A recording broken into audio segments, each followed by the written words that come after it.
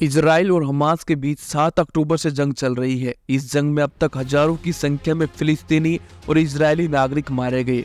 लेकिन अब middle east में इजराइल और गाजा पट्टी पर शासन करने वाला हमास के बीच युद्ध रुकने वाला है।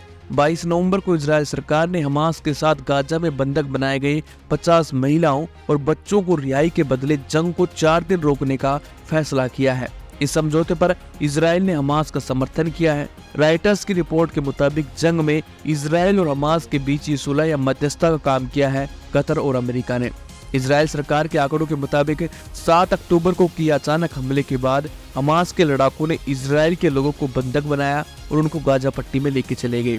इजराइल का मानना है कि गाजा पट्टी में करीब इजरायली नागरिकों की संख्या 240 है। इनमें बुजुर्ग और महिलाएं भी शामिल है। प्रधानमंत्री बेंजामिन नेतन्याहू के कार्यालय की तरफ से जारी किए गए बयान में कहा गया कि 4 दिनों के अंतराल पर 50 महिलाओं और बच्चों को रिहा किया जाएगा। इस दौरान किसी भी तरह की लड़ाई पर रोक लगी रहेगी। बयान में ये भी कहा गया कि अगर हमास 50 की जगह 60 इजरायली नागरिक भेजता है तो ये युद्ध विराम 4 दिन से बढ़कर 5 दिन हो जाएगा। मतलब साफ है, इजराइल अपने 200 से 250 इजरायली नागरिक हमास से अपने बंधक छुड़वाना चाहता है।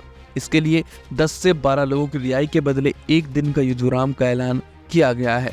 लेकिन इजराइल के बयान में फिलिस्तीनी बंधकों का रिहाई का कोई जिक्र नहीं किया गया। लेकिन कुछ रिपोर्ट्स और मीडिया सूत्रों से पता चला है कि इजराइल भी फिलिस्तीनियों को रिहा करेगा, लेकिन बेंजामिन नेतन्याहू अपने सभी बंधकों को रिहाई करने के लिए प्रतिबद्ध है। गाजा में लगातार हो रही बमबारी के बीच ये पहला मौका है जब इजराइल जंग रोकने के लिए तैयार हुआ है। गाजा में हुई इजरायली बमबारी में अब तक 13,000 से ज्यादा फिलिस्तीनी नागरिक मारे गए हैं। 23 लाख आबादी में से 2/3 लोग बमबारी की वजह से बेघर हो गए हैं।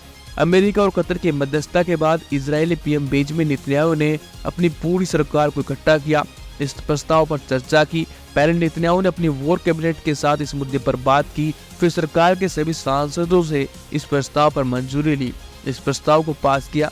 आप कमेंट करके जरूर बताइएगा, इजराइल ने 1 दिन युद्ध विराम के बदले 10 से 12 बंधकों की रिहाई का फैसला सही लिया है या फिर गलत है। कमेंट करके जरूर बताइएगा और वीडियो अच्छी लगी हो तो लाइक शेयर जरूर कर देना गाइस।